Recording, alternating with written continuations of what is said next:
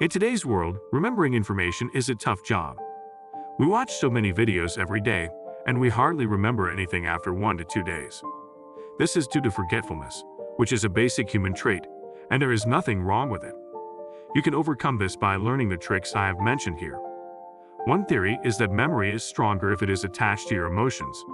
For example, if you watch a video or listen to a song and become emotionally attached to it, it will leave some bad scars or happy moments with you, and that thing will be remembered longer.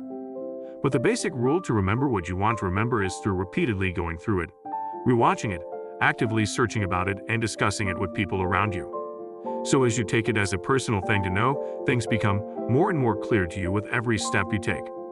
But for this, you need to have a strategy that can passively put things in your mind and put your brain to work to analyze and pay special attention to them.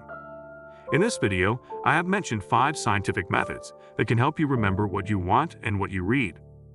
This will make you more productive and will also help you save time. Let's understand each method one by one. Number 5. The primacy and recency effects. What is primacy? When a list of information is provided to you, the things or information that are at the beginning of the list or at the start of a lesson will be remembered more. This is called primacy effect. Now, what is recency? The information at the end of the list or at the end of the lesson will be remembered more. This is called the recency effect.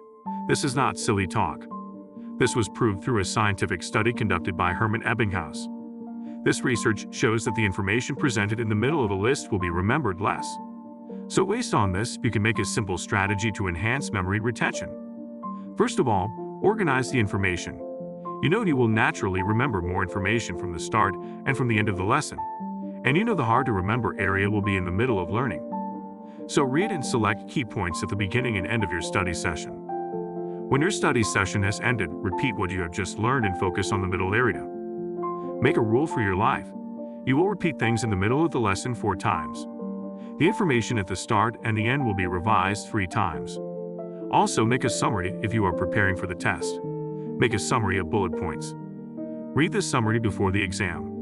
The primacy and recency effects will help you perform well in the exam. Number 4. Active learning. What do you mean by active learning?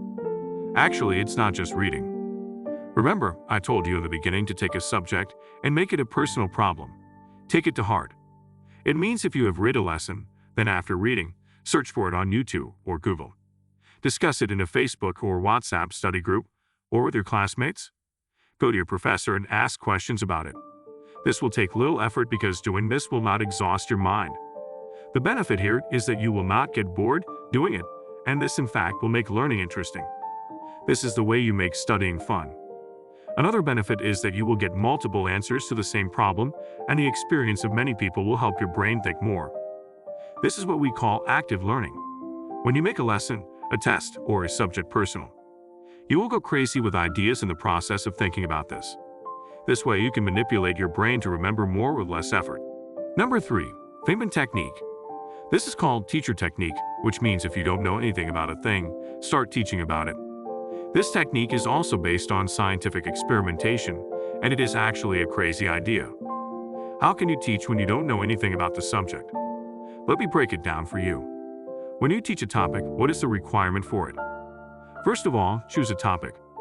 In this case, you selected a topic you didn't know anything about. Now here you are a teacher, so to teach you must know some basic things about the lesson. To know about it, you read the lesson, make bullet points, and ask questions that other people who don't know about this lesson can ask. Find answers about them. Now go to your friend, your sibling, or anyone close to you. Or you can choose yourself and try to teach them or yourself as your teacher teaches you. You won't be perfect, but not being perfect will highlight what is missing and what you need to learn more about. So by adopting the role of teacher, you will try to explain the lesson and its problems in your own simple and easy words. This method is actually helpful in 3 ways. 1. You have not stopped just after reading. Instead, you have pushed yourself to learn more with an open and focused mind. 2nd, while teaching, you have revised everything in your own words. 3rd, after teaching, you read the lesson again, which helps you focus on weak areas. So this technique to study like a teacher will make studying more interesting, and you will waste less time because it will also reduce your distractions. Number 2. Spaced repetition. This technique is explained in a modified way in my previous video. the forgetting curve and the 24-hour rule to overcome it. So here I will tell you shortly about it. You forget more than 80% of what you read in 24 hours. So remember anything for a longer period of time, you'd have to revise it after 24 hours. The revision is done after a specified time, so it is called a specified repetition. Science says you should repeat things after a period of 1 day, 3 days, 7 days, and 1 month. The problem here is how can you repeat a lesson 4 times a month? If there are 24 lessons a week, spaced repetition will make it up to 100. How do I solve this problem? To solve this, make study notes, flashcards, and bullet points about the lesson when you are first reading them. So now make a strategy to revise like this.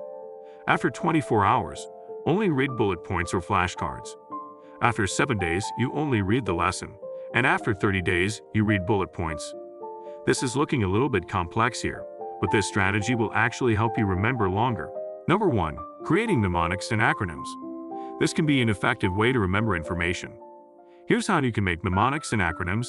Take the first letter of each word or concept you want to remember and form an acronym.